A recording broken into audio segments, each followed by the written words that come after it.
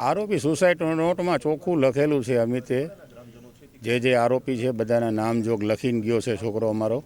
અમે અમારો સંતાન ઘૂમાવ્યો છે, બરાબર છે. 12 થી 15 કલાક જે બેઠા છીએ અમે, અને જ્યાં સુધી આ લોકો એ લોકોને એરેસ્ટ નહીં કરે ત્યાં સુધી અમે બોડી સ્વીકારવાના નથી. પોલીસ અત્યારે એ લોકોને જે સુસાઇડ નોટ લખી છે એમાં અસંતુષ્ટ છે, એટલે બીજું એને મગાવ્યું છે અમિતભાઈનું જે હેન્ડ રાઇટિંગ હોય, બરાબર છે.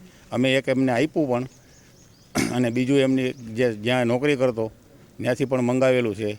પોલીસ જે માગશે એ અમે આપવા તૈયાર છીએ. મૃતક છે જે અમિત દામજીભાઈ ખોટ એ મારા સગા મોટા બાપુના દીકરા થઈ છે, અને એમનો નાનો ભાઈ થયો, એના કાકાનો દીકરો થાઉં છું. અમારો માંગ એક જ છે કે જે એમને સુસાઇડ નોટમાં જેને લખેલું છે એ બધા ઉપર કાર્યવાહી થાય, એ લોકોની ધરપકડ થાય. બધા મીડિયા સમક્ષ આપણે બધું રજૂ કરેલું છે, બધા લોકોને જગજાહેર છે, ગુજરાતની જનતા જાણે છે કોના કોના નામ છે, ને કાલનું સવારથી જ બધા મીડિયામાં પ્રસરી રહ્યું છે આ બધું, એટલે બધું જાણે જ છે લોકો. પાટીદાર સમાજના આગેવાનો બધા લોકોને જાણ કરી છે, પણ જે અત્યાર સુધીમાં કોઈ આવ્યા નથી. અમે 12 થી 15 કલાક ઉપર સમય વીતવા આવ્યો છે અત્યારે. કાલ બપોરે અમે 12 થી 1 વાગ્યા આસપાસ અમે ડેડ બોડી લઈને અમિતભાઈની પહોંચેલા હતા.